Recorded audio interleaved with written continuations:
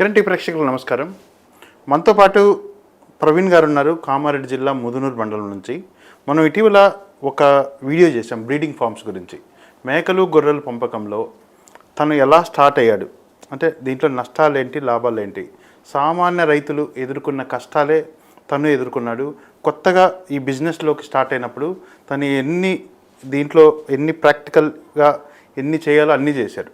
అలాంటి నష్టాలు కూడా ఎదుర్కొన్నారు. అక్కడి నుంచి ఒక సక్సెస్ఫుల్ బ్రీడింగ్ ఫామ్గా ఎదగడానికి ప్రవీణ్ గారు ఎన్ని కష్టాలు పడ్డారు, ఎంత దీంట్లో కష్టాలు కోర్చారో మనం ఈ ఇంటర్వ్యూలో తెలుసుకుందాం. ఆల్రెడీ మనం వాళ్ళ ఫామ్కి వెళ్ళాము ఒక 1 month బ్యాక్. ఆ వీడియో కూడా చాలా వైరల్ అయింది. చాలామంది ఫోన్ చేసి ప్రవీణ్ గారిని వాళ్ళ ఫామ్లో ఉన్న కష్టాలు తనతో షేర్ చేసుకున్నారు.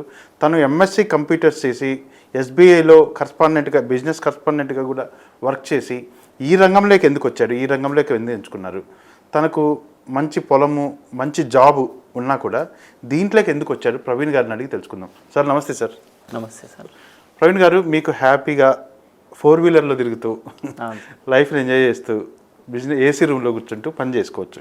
కానీ అవన్నీ వదిలేసి పొలం అంటే రైతు ఇచ్చేసుకుంటూ ఈ మేకలు గొర్రెలు షీప్ అండ్ గోట్లో బ్రీడింగ్ ఫామ్లోకి వచ్చి ఎన్ఎల్ఎం స్కీమ్లో అంటే మీకు చదువుకున్నారు కాబట్టి ఆ స్కీమ్లో ఎలా తీసుకోవాలో తీసుకున్నారు, దీంట్లోకి ప్రవేశించారు. దీంట్లో మొదటి నుంచి ఎలాంటి కష్టాలు స్టార్ట్ అయ్యాయి సార్, మొదటి నుంచి చెప్పండి మీరు. అగ్రికల్చర్ సెక్టర్ కానీ లైవ్ స్టాక్ సెక్టర్ కానీ అంటే చాలా ఇష్టం సార్ ఫస్ట్ థింగ్. కాకపోతే ఏంటంటే కొన్నిసార్లు ఇక సెక్యూరిటీ లైఫ్ వదులుకొని రావాల్సి వచ్చిందంటే అది స్ట్రెస్ లైఫ్ వల్ల. అంటే బ్యాంక్లో వర్క్ చేస్తూ కొన్ని టార్గెట్ లైఫ్, అంటే డైలీ ఇది చేయాలి అది చేయాలి, మాకు కొన్ని అంటే టార్గెట్స్ అనేది ఉంటుండే బ్యాంక్లో. దానివల్ల నాకు కూడా సరిగ్గా నిద్ర లేకపోవడము, అలాంటి టార్గెట్ లైఫ్ వద్దనుకున్నాను సార్. యాక్చువల్లీ అంటే చాలా రోజుల నుంచి నేను జాబ్ జాయిన్ చేయొద్దు అనుకున్నాను, కానీ ఫ్యామిలీ ఎందుకులే సెక్యూరిటీ లైఫ్ ఉంది చేసుకుంటే అయిపోతుంది కదా అంటే తర్వాత ఇక చేశాను సార్. 7 years చేశా. 7 years బ్యాంక్లో చేశా. కానీ నాకు మనసులో ఎక్కడనో డిస్టర్బెన్స్, ఇది వద్దు, మనం సెల్ఫ్ డిపెండెంట్గా మనం ఏదో ఒక బిజినెస్ స్టార్ట్ చేయాలి అని నేను 2011లో సార్ సెరికల్చర్ చేశా. సెరికల్చర్ 2011లో మా పార్ట్నర్లో అంటే మా ఫ్రెండ్ ఇద్దరు ఉండే సార్, వాళ్ళతో పనిచేసా. అది కూడా చాలా బాగా సక్సెస్ రన్ అయింది సార్. ఓకే.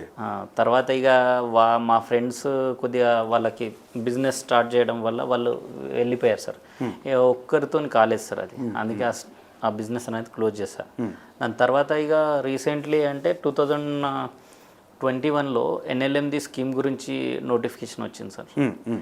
నాకు మా కజిన్ బావాళ్ళు వెటర్నరీ డాక్టర్ సార్, ఆయనకి ఐడియా ఉంది ప్రవీణ్కి ఇలాంటి ఇష్టం అని. ఓకే. సో వాళ్ళు చెప్పారన్నట్టు ఎన్ఎల్ఎం స్కీమ్లో నోటిఫికేషన్ వచ్చింది, మరి నువ్వు ట్రై చెయ్యి, ఎందుకంటే నువ్వు బ్యాంక్లో వర్క్ చేసినావు, నీకు లోన్ కూడా ఈజీగా అయిపోతుంది అని చెప్తే నేను చూసాను సార్. దాంట్లో కావాల్సిన డాక్యుమెంట్స్ అన్నీ నా దగ్గర ఉండే. సో అలా అప్లై చేశాను సార్. అలా అప్లై చేస్తే మా కామారెడ్డి డిస్ట్రిక్ట్ నుంచి 27 అప్లికేషన్స్ వస్తే ఒకటే సెలెక్షన్ అయింది, అది నాది. సో అట్లా నాకు యాక్చువల్లీ దీంట్లో నాలెడ్జ్ లేకుండే సార్, జీరో నాలెడ్జ్, అంటే షీప్ అండ్ గోట్లో. అయినా శాంక్షన్ వచ్చిన తర్వాత ఇక నేను ఆన్లైన్ ట్రైనింగ్ తీసుకున్నాను. శాంక్షన్ వచ్చిన తర్వాత ఇప్పుడు బ్యాంక్ లోన్ అయితే ఈజీగా అయిపోయింది సార్, ఎందుకంటే నేను అదే ఫీల్డ్లో ఉన్నా కాబట్టి నాకు ఇబ్బందులు రాలేదు. చాలామందికి ఇక్కడనే ఇబ్బందులు వస్తాయి. మెయిన్ థింగ్ ఇప్పుడు ఎన్ఎల్ఎం స్కీమ్లో ఇబ్బందులు వచ్చేదంటే అది ఓన్లీ బ్యాంక్లోనే, అంటే కరెక్ట్గా డాక్యుమెంట్ లేకపోవడము, కరెక్ట్గా సార్ వాళ్ళు అడిగిన క్వశ్చన్స్కి అంటే వాళ్ళ బేసిక్ నాలెడ్జ్ అనేది మేనేజర్ సార్ కూడా చూస్తారు, ఊరికే ఎవరికంటే వాళ్ళకు ఇవ్వరు కదా. సో అలా కొన్ని ఇబ్బందులు వచ్చినాయి. కొన్ని శాంక్షన్ అయిన తర్వాత తప్పులు ఎక్కడ జరిగినాయి అంటే సార్, ఇప్పుడు నేను ఫస్ట్ థింగ్ నా తప్పులు చెప్తాను. అంటే ఇప్పుడు నేను ఇప్పటి జనరేషన్లో నేను కూడా ఓ పెద్ద ఫామ్ పెట్టాలి, చూడడానికి బాగుండాలి, ఇదే ఇంటెన్షన్. ఇంత పెడితే ఇంత వచ్చేస్తుంది అదే. అంటే నేను థింకింగ్లో తప్పుగా ఏం ఆలోచించాను అంటే చూడడానికి బాగుండాలి, ఇది పెద్ద తప్పు. పెద్ద ఫామ్ ఉండాలి, వచ్చే వాళ్ళకి చూడడానికి. అక్కడ ఇన్కమ్ ఏమొస్తుంది తర్వాత విషయం, ఏదో షూ పుట్టప్ అంటాం కదా, అది ఫస్ట్ థింగ్ నేను చేసిన తప్పే. అంటే అక్కడ ఏంటంటే మెచ్యూరిటీ లేక అసలు ఎక్కడ డబ్బులు కరెక్ట్గా పెట్టాలనేది అప్పుడు ఐడియా లేకుండా. ఫస్ట్ ఫామ్ పెట్టేయాలి, మంచిగా వచ్చే వాళ్ళకి కూడా బాగుండాలి. ఎంత లోన్ శాంక్షన్ అయింది సార్ అది మీకు? Actually 35 lakhs sir. ఎన్ఎల్ఎం స్కీమ్లో 50% బ్యాంక్ లోన్ ఉంటుంది, 50% సబ్సిడీ ఉంటుంది సార్. 35 lakhs లో మీకు నేను 15 lakhs ఓన్ కాంట్రిబ్యూషన్ పెట్టారు. ఓకే. 35 lakhs బ్యాంక్ లోన్ తీసుకున్నాను సార్. 50 lakhs subsidy. అలా 1 CR project sir. Okay. So ఇక్కడ ఫస్ట్ తప్పు 1 CR project, total 1 CR project sir. 525 యానిమల్స్ది. ఓకే. బ్యాంక్ వాళ్ళు దాంట్లో 50 lakhs, మీది 50 lakhs? యాక్చువల్లీ బ్యాంక్ వాళ్ళు 35 ఇచ్చారు, నా ఓన్ కాంట్రిబ్యూషన్ 15 పెట్టినాను సార్. 15 పెట్టారు, 50 lakhs. ఓకే. సో మా శాంక్షన్ వచ్చిన తర్వాత ఇక కన్స్ట్రక్షన్ స్టార్ట్ చేస్తాను సార్. కాకపోతే దాంట్లో ఫస్ట్ థింగ్ నేను ఇంతకుముందు వీడియోలో కూడా చెప్పా, అది గ్రౌండ్ లెవెల్ షెడ్స్ అయితే సరిపోతుంది. ఓకే. కానీ నా ఇంటెన్షన్ వేరే ఉండే సార్. బాగుండాలి అదే. అక్కడ నేను చాలా పెద్ద తప్పు సార్ అది. నియర్ అబౌట్ 38 నుంచి 40 lakhs అక్కడనే డెడ్ అయిపోయింది. షెడ్కే పెట్టేసారు. షెడ్ పెట్టేసాను. చాలా పెద్ద షెడ్ పెట్టిన తర్వాత సబ్సిడీ ఉన్న డబ్బులు మొత్తం పోయినాయి, దగ్గర పైసలు లేవు. సబ్సిడీ ఏమో మనం ప్రాజెక్ట్ కంప్లీట్ చేసే వరకు రాదు. దానివల్ల ఇక నేను బయట నుంచి అలా ఇలా తీసుకొచ్చేసి కంప్లీట్ చేస్తాను. తప్పు ఎక్కడైంది సార్, ఇక్కడ ఉన్న డెడ్ ఇన్వెస్ట్మెంట్ అక్కడ పోయింది. యానిమల్స్ తీసుకొచ్చే టైంకి నా దగ్గర డబ్బులు లేవు.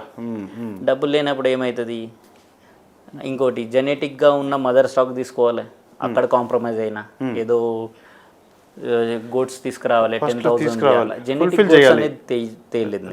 అంటే ఫస్ట్ బ్యాచ్ తీసుకొచ్చింది అది కరెక్ట్గానే ఉన్నది, కానీ అక్కడ కాంప్రమైజేషన్ అనేది స్టార్ట్ అయిపోయింది. అది అంటే డబ్బులు లేక ఇవన్నీ. సో నేను అనేది ఏంటంటే రైతులకి అక్కడ ఫస్ట్ మీరు చేసే తప్పు అక్కడనే ఆపండి, మీరు మీ కంట్రోల్లో ఉండండి. ఏదో యూట్యూబ్లకి దీనికి మంచి షో పుట్టకి చూపెడదాం అన్నట్టు ఇంటెన్షన్లో వెళ్ళకుండా ప్రొడక్షన్ ఎక్కడి నుంచి వస్తుంది అనేది ఒకటి మైండ్లో పెట్టుకోవాలి. సో నేను అదే సజెస్ట్ చేస్తున్నా, గ్రౌండ్ లెవెల్ షెడ్ ఉండని, యానిమల్స్ పైన మంచి బ్రీడ్ పైన మీరు డబ్బులు పెట్టండి. 1 రూపీ ప్లేస్లో 3 రూపీస్ పెట్టండి, కానీ మంచి జెనెటిక్ బ్రీడ్ తీసుకురండి. దాని నుంచో మనకు ప్రొడక్షన్ వస్తుంది. ఫస్ట్ థింగ్ అక్కడ అది ప్రొడక్షన్ ఇచ్చేది. ఇక దీంట్లో మెయిన్ థింగ్ ఇంకోటి ఏంటంటే తప్పులు ఎక్కడ జరుగుతాయంటే మనం మార్కెట్ నుంచి కొద్దిగా యానిమల్స్ తీసుకురావద్దు. ఎందుకంటే అది ఒక సంతలో ఎక్కడెక్కడి నుంచో వస్తాయి యానిమల్స్, దానికి ఏం డిసీజెస్ ఉన్నాయనేది మనకు ఐడియా ఉండదు. సో తక్కువలో దొరుకుతున్నాయి కదా అన్నట్టు తీసుకొస్తాం సార్. అది డిసీజ్డ్ యానిమల్స్ మన షెడ్లో వచ్చిన తర్వాత ఉన్న పాత బ్యాచ్లో కలిపేస్తాం కదా సార్, దానివల్ల డిసీజ్ ఉన్న యానిమల్స్ మిగతా దానికి స్ప్రెడ్ చేసేసి డ్యామేజ్ చేసేస్తాయి. సో నా సజెషన్ ఒకటే, వ్యాక్సినేటెడ్ యానిమల్స్ తీసుకోండి, లేదంటే రైతుల దగ్గర తీసుకోండి. అంటే నేను మార్కెట్ని పడేద్దామని కాదు, రైతుల దగ్గర తీసుకుంటే ఒకటి రైతు కూడా బాగుపడతాడు, ఆ రైతు ఏం జెన్యున్గా మెయింటైన్ చేసింది ఉంటుంది. సో అతని దగ్గర ఉన్న బ్యాచ్ మొత్తం మంచిదే ఉంటుంది. సో అది మనకు ఇన్ కేసు అది వ్యాక్సినేటెడ్ లేకపోతే అవి దాన్ని మనం తీసుకొచ్చి వేరే సైడ్ పెట్టేసి వ్యాక్సినేషన్ చేసుకొని షెడ్లోకి తీసుకురావాలి. క్వారంటైన్ అయితే చేయాలి సార్. వ్యాక్సినేషన్ యానిమల్స్ ఉంటే ఇబ్బంది ఏం లేదు. అక్కడ మనం 30% డిసీజ్ కంట్రోల్ చేసినట్టే సార్ అది చేస్తే. సో అది తీసుకొచ్చిన తర్వాత మనం ఇవ్వాల్సిందిగా ఇక్కడ ఏంటంటే మంచి ఫుడ్ సార్. దాని వెయిట్ గెయినింగ్ కానీ దాని కావాల్సిన ప్రతిదీ అక్కడ మనం ఫుల్ఫిల్ చేస్తేనే దాని వచ్చే పిల్ల కూడా బాగుంటుంది, యానిమల్ కూడా హెల్తీగా ఉంటుంది. సో మెయిన్ థింగ్ మనం షెడ్ మీద తక్కువ ఇన్వెస్ట్మెంట్ చేయాలి, యానిమల్స్ పైన మంచి జెనెటిక్ బ్రీడ్స్ తీసుకురావాలి, ఫీడ్ మేనేజ్మెంట్ కరెక్ట్గా ఉండాలి. అయితే ఇది సక్సెస్ వేలో ఒక ఫస్ట్ స్టెప్ అన్నట్టు సార్. ఓకే. అది సార్ ఫస్ట్లో దీంట్లో 1 2 3 4 5 అని చెప్పుకుంటే ఫస్ట్ ఏం మేకలు గొర్రెలు ఫామ్ పెట్టాలనుకునే వాళ్ళు ఏ స్టెప్స్ ఎలా స్టార్ట్ చేయాలి సార్?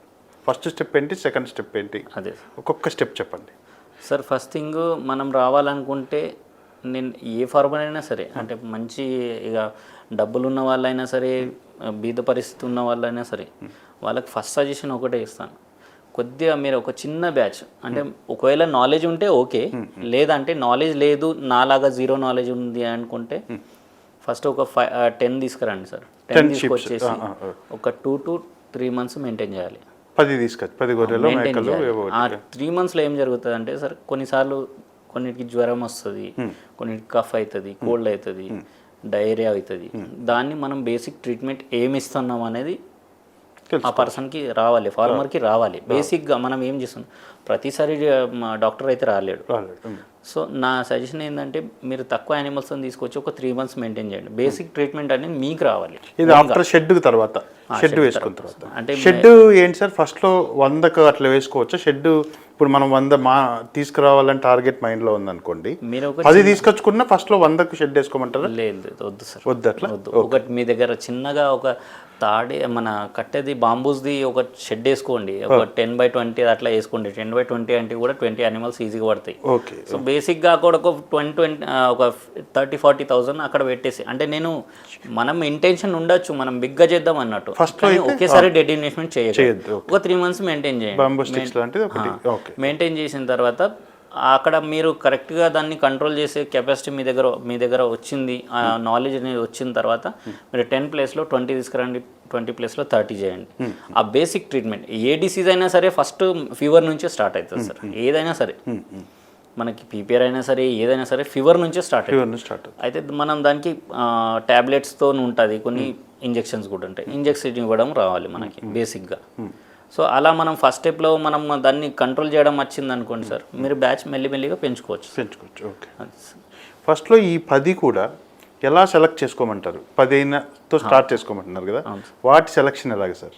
మెయిన్ థింగ్ అదే సార్, మీరు ఇప్పుడు ఇక్కడ షెడ్లో సేవ్ చేశారు కదా అమౌంట్, అదే అమౌంట్ ఒక 30-40% దీని మీద జెనెటిక్ బ్రీడ్ మీద పెట్టండి. అంటే దాని తల్లి ఒకటి సార్, దాని తల్లి మంచిగా ఉంటే దాని వచ్చే పిల్లలు కూడా బాగుంటాయి.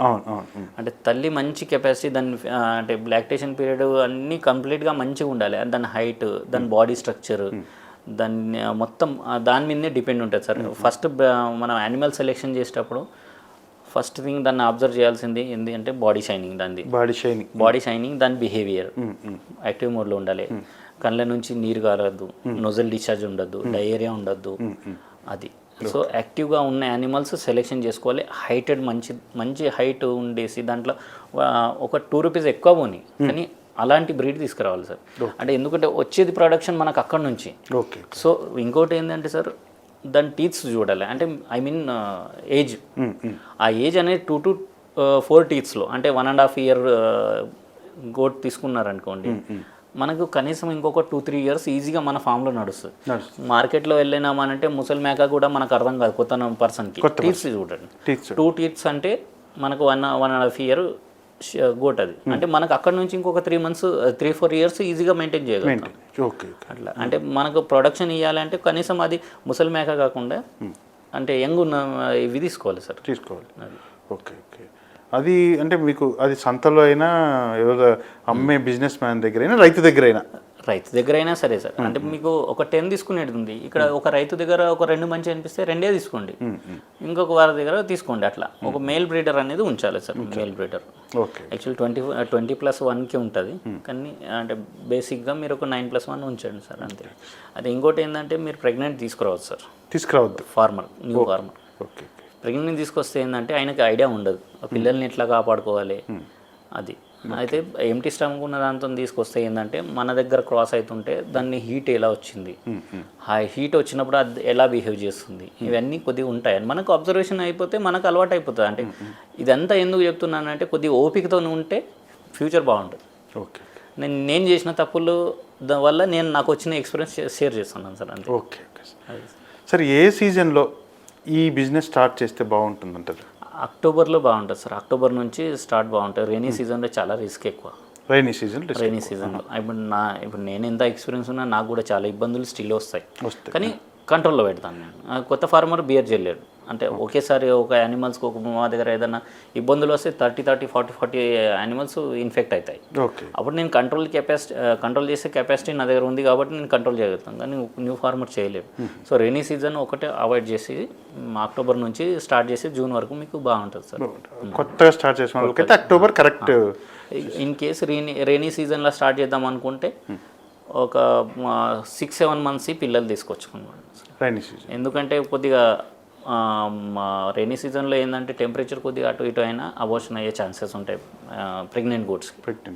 Okay sir. అంటే ఇప్పుడు ఇది తీసుకొచ్చే ముందు అంటే ల్యాండ్ దాంట్లో గడ్డి వేసుకోవాలి కదా సార్, ఎంత ఓ 10-20 తీసుకొచ్చుకుంటే ఎంత ల్యాండ్లో ఏ గడ్డి రకాలు వేసుకుంటే బెటర్ అంటారు? అదే సార్, ఇప్పుడు మనం ఒక ప్రాజెక్ట్ చేయాలనుకున్నాం, ఇప్పుడు మనం ఫస్ట్ డిసైడ్ అవ్వాలి మనం ఎన్ని మేకలతో మనం ప్రాజెక్ట్ రన్ చేద్దాం అనుకుంటున్నాం అని. మనము ఒక 100 యానిమల్స్ది రన్ చేద్దాం అనుకుంటే ఫస్ట్ థింగ్ ఈ బ్యాంక్ లోన్స్ అన్నీ పక్కన పెట్టండి. మీకు చేయాలని మైండ్లో ఫిక్స్ అయిపోతే మీరు ఓన్ క్యాపిటల్ అయినా పెట్టండి. అట్లా మనకు చాలా స్కీమ్స్ ఉన్నాయి, సబ్సిడీ స్కీమ్స్ అని కాకుండా డైరెక్ట్ ముద్రలో పోయినా 10 daysలో అది సెకండరీ థింగ్. మీరు ఫైనాన్స్ ఎట్లా తీసుకోవాలనేది మీరు క్యాపిటల్ పెట్టుకుంటారా బ్యాంక్ నుంచి తీసుకుంటారా అది సెకండరీ. మనం చేయాలనుకుంటే ఫస్ట్ మనం 100 యానిమల్స్ది ఖచ్చితంగా చేస్తాను అనుకుంటే మనం ఫస్ట్ అక్కడ 1 acreది గ్రీన్ ఫీల్డ్ పెట్టాలి సార్. దాంట్లో దశరథ గొడ్డి వచ్చేసా, మన స్వీట్ పొటాటో వచ్చేసింది, మన సూపర్ నేపియర్, రెడ్ నేపియర్, ఇలాంటి చాలా ఉన్నాయి. ఎంతకు తేవాలా అనుకున్న ఎంతకు ముందు స్టార్ట్ చేసుకోవాలి సార్ ఇది మనం పెట్టాలి అనుకుని డిసైడ్ అవుతే మనకు ఇప్పుడు బేసిక్గా మనం ఒక 3 months అయితే మనం ట్రైనింగ్ కోసం అన్నట్టు ఒక బేసిక్గా ఒక 10 animals అంటున్నాం. ఆ డే ఫస్ట్ మనం తీసుకొచ్చే ముందు ఒక 10-15 days ముందు పెట్టుకోండి. ఇన్ కేసు మనం 10 animals తీసుకొచ్చేటప్పుడు మన దగ్గర ఏ ఫీడ్ లేకున్నా ఈ మధ్య సైలేజ్ వచ్చింది, అవును, డ్రై ఫీడ్ ఉంది. ఆ 10 animalsకి ఈజీగా మెయింటైన్ చేయగలుగుతాం, మన దగ్గర ఫీడ్ లేకున్నా పర్లేదు. సో ఆ 10 animals ఎట్లానే అడ్జస్ట్ అవుతాయి. ఈ 10 animals మనం 3 months మెయింటైన్ చేస్తాం కదా, అది మెయింటైన్ చేసి మన కెపాసిటీ పెంచే టైంకి మన దగ్గర ఫీడ్ రెడీగా వస్తుంది. మనం పెట్టిన 3-4 monthsలో ఫస్ట్ కటింగ్ వస్తుంది. సో మనము అది బేసిక్గా మనము 10 animals మెయింటైన్ చేసిన తర్వాత ఇప్పుడు ఫీడ్ రెడీ అయిందంటే దానికి ముందు ఒక 1 month ముందు మీరు కన్స్ట్రక్షన్ ఏరియా స్టార్ట్ చేయండి. ఎందుకంటే ఈ 10 మీరు కాపాడుకున్నారంటే 100 మెయింటైన్ చేయగలుగుతారు. అంటే ఆఫ్టర్ 1 year, వెంటనే కాదు 1 year, కానీ ఓపికలు అయితే కావాలి సార్. అయితే ఫస్ట్ మనము ఫీడ్ రెడీగా ఉండాలి, షెడ్ రెడీగా ఉండాలి, అప్పుడు మీరు బ్యాచ్ పెంచండి. ఓవరాల్గా మనం లాభాల్లోకి రావడానికి ఎన్ని రోజులు పడుతుంది సార్? దీంట్లో రోజులు కాదు సార్, సంవత్సరాలు. ఎన్ని సంవత్సరాలు వెయిట్ చేయాలి? 2 years పట్టుకోవచ్చు. 2 years తర్వాత 2 years ఎందుకు అన్నానంటే మనం ఒక యానిమల్ తీసుకొచ్చినాం, ఎంటీ స్టమక్ తీసుకొచ్చినాం, డే ఫస్ట్ అది మన దగ్గర క్రాస్ అవుతుంది సార్. ఒక 3 months తర్వాత క్రాస్ అవుతుంది. అక్కడ 3 months పోయింది. దాని ప్రెగ్నెన్సీ పీరియడ్ వచ్చేసి 5 months 150 days. టోటల్ ఇది 3, ఇది 5, 8 months అయిపోయింది సార్. 8 months అయిన తర్వాత మనకు ఆ పిల్ల పెద్దగా అవుతుంది సార్. అంటే పుట్టిన తర్వాత వెంటనే అయితే మనం సెల్ చేయలేం. సో అది కనీసం 4-5 months పడుతుంది. అంటే అట్లీస్ట్ కనీసం 15 to 2 years అయితే ఖచ్చితంగా మన ఇన్కమ్ స్టార్ట్ అవ్వడానికి 1.5 to 2 years అయితే పడుతుంది బ్రీడింగ్ ఫామ్లో. ఇక ట్రేడింగ్ చేసే వాళ్ళకి ఇక్కడ నుంచి తీసుకొచ్చి 10 రూపాయలకు తీసుకొచ్చారంటే రేపు ఎవరైనా 11 rupees కొడిగినా వదిలేస్తారు అన్నట్టు. అది ట్రేడింగ్, అది షార్ట్ టర్మ్ బిజినెస్. మీరు లాంగ్ టర్మ్గా ఆలోచిస్తే ఓపికగా ఉండాలి సార్. 1.5 year అయితే ఖచ్చితంగా కావాలి సార్. షార్ట్ టర్మ్ వాళ్ళు 3 months కొనుక్కుంటారు, 5 months అమ్మేస్తారు, అది వేరే బిజినెస్. బ్రీడింగ్ లో మాత్రం 2 years అయితే ఓపిక పట్టాలి. ఆ 2 yearsలో మనకు కూడా మంచి నాలెడ్జ్ వస్తుంది. మనం మెయింటైన్ 100 animals ప్లేస్లో మీరు 300 కూడా మెయింటైన్ చేసి ఆ కాన్ఫిడెన్స్ లెవెల్ అనేది పెరుగుతుంది సార్. ఓకే, బ్రీడింగ్ ఫామ్ అయితే 2 years వెయిట్ చేయాలి సార్. అయితే మనం ఏదో యూట్యూబ్లో వరకు మనం మన ఈ బడ్జెట్ని అనేది మనం ఎట్లా మెయింటైన్ చేస్తారో అనేది మీరు డిసైడ్ అవ్వాలి. నేను ఫాలో అయ్యేది ఏంటి సార్, ఇప్పుడు దానికి కావాల్సిన దానా మక్క ఉంటుంది, మళ్ళీ పల్లి చెక్క ఉంటుంది. నేనేం చేస్తానంటే పల్లి మన ల్యాండ్లోనే పండిస్తాం. దాని నుంచి ఆయిల్ వస్తుంది, దాని కేక్ కూడా మనకు పనికి వస్తుంది. మొక్కజొన్నలు 1 acre పెట్టేస్తాను, మనకు 4-5 months సరిపోయేంత. అంటే బయట నుంచి కొనే పరిస్థితి నా దగ్గర రాదు సార్. అంటే మీరు ఎక్కడ తగ్గించాలనేది అక్కడ ఎక్స్పెన్సెస్ తగ్గించుకుంటే బెటర్. ఇప్పుడు మీరు ప్రతిదీ బయట నుంచి తీసుకొస్తా అంటే అది ఇంపాసిబుల్ సార్. అది ప్రాఫిట్స్ అనేది రాదు. మీరు బ్రీడింగ్ ఫామ్లో పనిచేసినప్పుడు ఒక గోట్ పైన కనీసం 600 rupees పర్ గోట్కి మంత్లీ ఖర్చు ఉంది సార్. కనీసం 600 ఇది మినిమం కాస్ట్. Okay sir. దీంట్లో మ్యాన్ పవర్ పరిస్థితి ఎలా ఉంటుంది సార్? మనము ఈ బిజినెస్లో దిగితే కంప్లీట్ దీన్ని కేటాయించాలా, పార్ట్ టైం కూడా చూసుకుంటూ చేసుకోవచ్చా? ఇప్పుడు జాబ్ చేసే వాళ్ళది చెప్పాలంటే సార్ ఫుల్ టైమే బెటర్ అంటాను. కాకపోతే ఇన్ కేస్ వాళ్ళకి కుదరకపోతే మార్నింగ్ మీరు ఫీడింగ్ టైంలో అయితే ఖచ్చితంగా ఉండాలి సార్. అంటే దానా ఇచ్చే టైంలో కనీసం ఒక 7 o'clock దానా ఇస్తున్నారంటే ఆ ఇచ్చే టైంలో, ఎందుకంటే మనకు ఆ టైంలోనే మనకు డిసీజెస్ అనేది కనిపిస్తాయి. మీరు దానా ఇచ్చేటప్పుడు మీరు దానా ఇచ్చినప్పుడు యాక్టివ్లో ఉన్న యానిమల్స్ అన్నీ వచ్చి పరిగెత్తి వచ్చేసి తినేస్తాయి. కొన్ని సిక్గా ఉన్నాయి, కార్నర్లో వెళ్ళిపోతాయి. అలాంటి దానికి తీసుకొని మీరు ట్రీట్మెంట్ చేసి మీ వర్క్ ఏముందో అది చేసుకోండి. ఎందుకంటే మనం ట్రీట్మెంట్ అనేది మార్నింగ్ అండ్ ఈవినింగ్ ఇస్తాం సార్. సో అట్లీస్ట్ 2 times అయితే ఉంటే బెటర్ సార్. ఎవరైనా సార్ 2 times ఉంటే బెటర్. అంటే కొంతమంది సీసీ కెమెరాలో చూసి మేనేజ్ చేయాలి, అది ఇంపాసిబుల్ సార్. అది కెమెరాలకు మనం ప్రతి 24 hours అయితే చూడలేము. అదే వర్కర్స్ పైన డిపెండ్ ఉంటే వేసావా ఫీడింగ్ అంటే వేసానని చెప్తాడు. అది ఎంత వేసాడు ఏం వేసాడు అనేది మనం చూడలేం కదా. ప్రతిదీ పాయింట్ టు పాయింట్ చూడడం కష్టం కదా సార్. అందుకంటే బెటర్ మనమే మార్నింగ్ ఒక 1 అవర్ టైం కేటాయిస్తే అయిపోతుంది సార్. అవునా సార్, దీంట్లో అంటే ఎంత పర్సెంటేజ్ ప్రాఫిట్స్ ఉంటాయి సార్ ఇవి? అంటే మీరు అన్నారు ఒక అనిమల్కి 600 పెట్టాలి ఫస్ట్లో ఇన్వెస్ట్మెంట్, షెడ్ కానీ ఇవంతా ఒక 100 అనిమల్ అనుకోండి, 100 అనిమల్కు మనము ఒక 5 lakhs ఇన్వెస్ట్ చేసాం అనుకోండి, ఎంత ప్రాఫిట్స్ తీయచ్చు సార్ మామూలుగా? ఒక యానిమల్ నుంచి సింపుల్ క్యాల్కులేషన్ చెప్పొచ్చు సార్.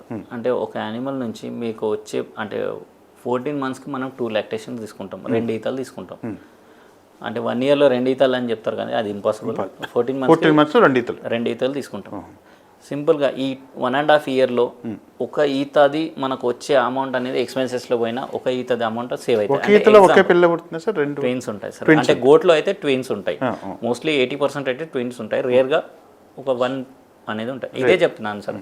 జెనెటిక్ బ్రీడ్ అంటే ఆ తల్లి జనరేషన్ ఏముంది, అది ఒకే పిల్ల పెట్టేది ఉంటే 99% అది నెక్స్ట్ 2-3 దీంట్లో కూడా ఒక్కొక్కటే పెట్టే ఛాన్సెస్ ఉంటాయి.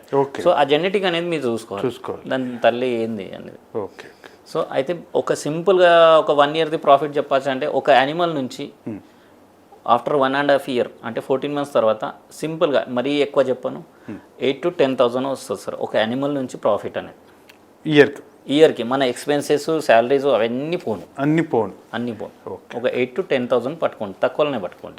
మరీ అది మరీ ఇమాజినేషన్. మనం యూట్యూబ్లో నేను జెన్యున్గా మాట్లాడుతున్నాను, అంటే నాకు ఏమైనా సరే కానీ నేను జెన్యున్గా నా ఎక్స్పీరియన్స్ చెప్తున్నాను. 8,000 to 10,000 కంటే ఎక్కువ ఎక్స్పెక్ట్ చేయకండి. అది కరెక్ట్ బార్డర్ బ్రీడింగ్లో మంచిగా యూజ్ చేస్తారు. అదే చాలామంది ఏంటంటే ఇప్పుడు ట్రేడింగ్లో ఏంటంటే ఇప్పుడు చాలామంది ట్రేడింగ్ అంటే బ్రీడింగ్ ప్లస్ ట్రేడింగ్ కూడా చేస్తారు. అట్లాంటి షార్ట్ టర్మ్ అనేది నాకు అలవాట్లేదు సార్. లాంగ్ టర్మ్ దాన్ని పర్ఫెక్ట్గా చేయాలి అన్న దాంట్లో. ఓకే ప్రవీణ్ గారు, మనం ఏమన్నా మిస్ అయినటువంటి అన్నీ చర్చించాము ఇందులో, మిస్ కాకుండా. మీరు రైతులకు అందుబాటులో ఉంటారు సార్ ఏదన్నా అంటే మీరు బ్రీడింగ్ మీ దగ్గర నుంచి తీసుకోవచ్చు, ఎందుకంటే మీరు ప్రాక్టికల్గా అన్ని దాన్ని నిరూపించారు. మిమ్మల్ని సంప్రదించచ్చా వాళ్ళు రైతులు? సార్ యాక్చువల్లీ నేను ఏంటంటే సార్ ఒక రిక్వెస్ట్ ఏంటంటే ఫార్మర్స్కి మార్నింగ్ టైంలో కాల్ చేయకండి సార్. అంటే నా నంబర్ షేర్ చేయండి. మార్నింగ్ 7 to 10 o'clock దాకా నేను కాల్ రిసీవ్ చేయను, ఎందుకంటే అది ఫీడింగ్ టైము, నేను అబ్జర్వేషన్ పీరియడ్ టైము, నేను కంఫర్టబుల్లీ మాట్లాడలేను. రిసీవ్ చేసినా నేను సరిగ్గా ఇన్ఫర్మేషన్ మెసేజ్ ఏదైనా పెట్టచ్చు, వాళ్ళు వాట్సాప్లో పెట్టేసి నేను తర్వాత కాల్ బ్యాక్ చేస్తాను. కాల్ తీయలేదు అనుకుంటారు, అది రీజన్స్ ఉంటాయి సార్. అది రిసీవ్ చేయలేకపోయినా నాకు రిమైండ్ చేసుకుని వాట్సాప్లో మెసేజ్ పెడితే తర్వాత నేను కాల్ బ్యాక్ చేస్తాను. నా వంతు ఎంత గైడ్ చేయాలనుకుంటే అంత చేస్తాను సార్ రైతులకి. చూశారు కదా ప్రవీణ్ గారి ఎక్స్పీరియన్స్. ఫస్ట్లో తను ఎంత లాస్ అయ్యారు, ఎన్ని ఇబ్బందులు పడ్డారు, తర్వాత ఎలా సక్సెస్లోకి వచ్చారు, తన మాటల్లో ఏది హైడ్ చేయకుండా చెప్పారు. మీకు ఏదైనా సలహాలు సూచనలు కొత్తగా ఈ రంగంలోకి ప్రవేశించాలనుకుంటున్నారు, స్క్రీన్ పైన ప్రవీణ్ గారి నెంబర్ ఉంటుంది, ప్రవీణ్ గారిని సంప్రదించి ఆయన ఏ టైంలో ఫోన్ చేయాలో కూడా చెప్పారు. ఒకవేళ ఫోన్ తీయలేదని కామెంట్స్ కొంతమంది పెడుతుంటారు, కాబట్టి ముందే చెప్తున్నా. మీకు వాట్సాప్లో కూడా ఎలాంటి చేస్తే తిరిగి మీకు రిటర్న్ కాల్ బ్యాక్ చేస్తారు. ఎలాంటి సమాచారానికైనా ప్రవీణ్ గారిని మీరు సంప్రదించవచ్చు. Thank you. నమస్తే ప్రవీణ్ గారు. Thank you sir.